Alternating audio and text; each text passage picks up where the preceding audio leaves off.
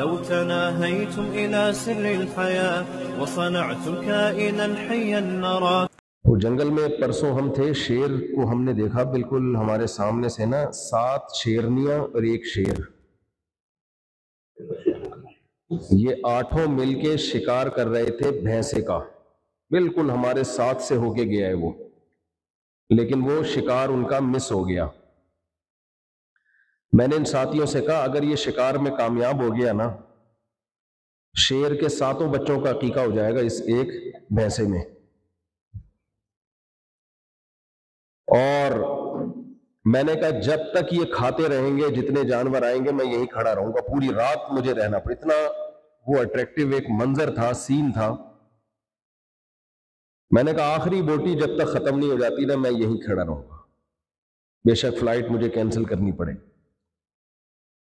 کیونکہ وہ ایک جب جانور گراتا ہے نا شیر، محنت ہوتی ہے شیر کی، اور سارے اڑوس پڑوس کے بھکاری کشکول لے کے، ہائینہ بھی آ جاتا ہے، گدھ بھی آ جاتے ہیں، اور سارے اپنے حصے کی روزی روٹی لے کے جاتے ہیں۔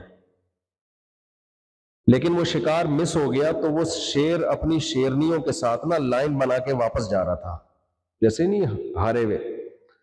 ظاہر بھائی نے کہا کہ ایسا لگ رہا ہے کسی کے جنازے سے واپس آ رہے ہیں، بالکل یہ سین تھا، ایسا لگ رہا تھا کسی کی میت سے واپس، ایسے غمزدہ نا منہ لٹکائے ہوئے جا رہے تھے۔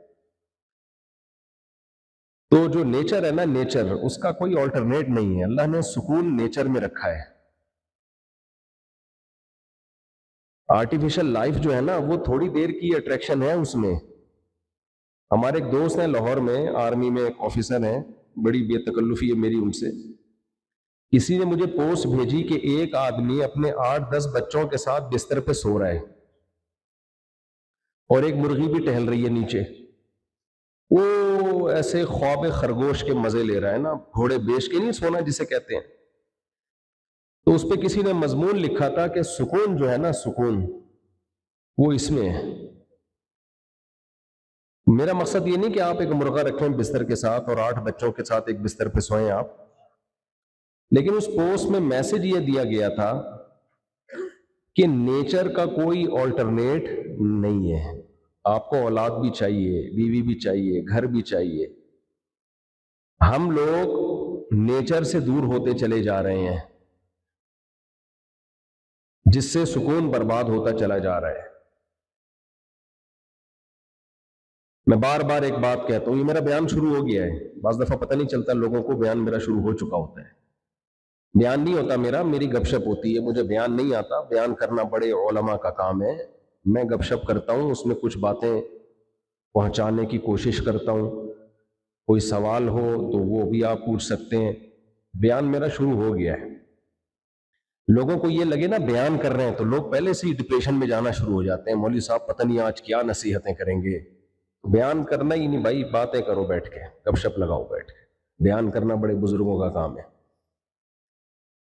دیکھو ایک بات میں آپ سے عرض کرتا ہوں، آپ لوگ غیر مسلم کنٹری میں رہتے ہو، جو اسلام کے علاوہ جتنے بھی چیزیں ہیں، جتنے بھی کانسیپٹس ہیں، جتنے بھی نظریات ہیں، وہ پہلی نظر میں بہت اٹریکٹیو ہیں، بہت دیکھنے میں خوشنما لگتے ہیں، ایسا لگتا ہے جیسے ہم پتہ نہیں ہے مسلمان اللہ نے ہمیں پیدا کر کے کس مصیبت میں معاذ اللہ ہمیں ڈال دیا۔ نظر کی حفاظت، سود نہیں کھانا، رمضان کے روزے، زکاتیں، ابا اماں کو گھر میں رکھو اور بوڑھی ماں کی کڑوی کسیلی برداشت کرو، بیگم رکھو، اور پھر ساری زندگی اس کا نان نفقہ، اس کی ٹینشن۔ آج کل آپ کو پتہ ہے کھل کے لوگوں نے گرل فرینڈ کی ترغیبیں دینا شروع کر دی ہیں۔ پہلے زمانے میں لوگ گرل فرینڈ رکھتے تھے لیکن اس کی ترغیب نہیں دیتے تھے، اس کو اپریشیٹ نہیں کرتے تھے۔ اب تو کھل کے لوگوں نے کہا کہ بھائی بیوی تو ٹینشن ہے، گرل فرینڈ رکھو، کیسی سکون کی زندگی ہے، جب چاہے چھوڑ دو، جب چاہے استعمال کرو۔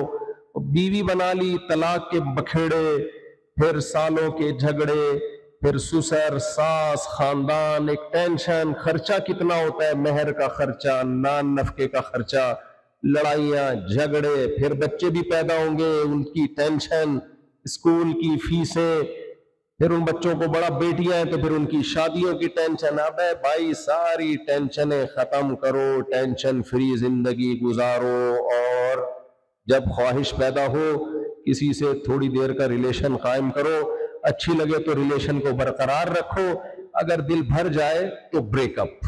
تو کیا کر دو؟ آپ لوگوں نے سینٹینس کمپلیٹ کرنا ہے جب میں اسے ادھورا چھوڑوں. یہ جملہ سمجھ میں آیا یا یہ بھی نہیں آیا؟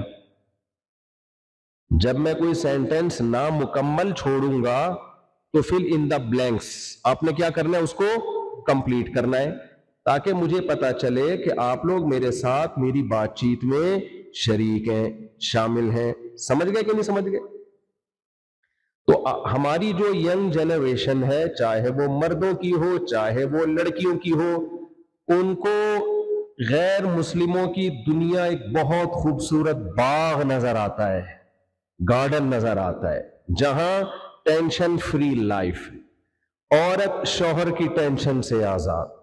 وہ بھی تو آزاد ہے نا شوہر کی ٹینشن سے. کیا خیال ہے بھائی؟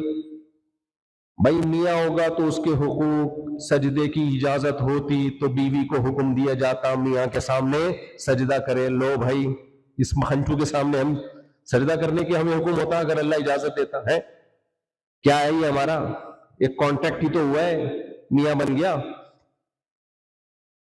اس کی اطاعت کرو. یہ اگر تم سے ناراض سوئے گا تو حدیث میں آتا ہے شوہر جب بیوی سے رات کو ناراض سوئے تو اس رات بیوی جتنی عبادت کرے گی اس کی عبادت مقبول نہیں ہوگی.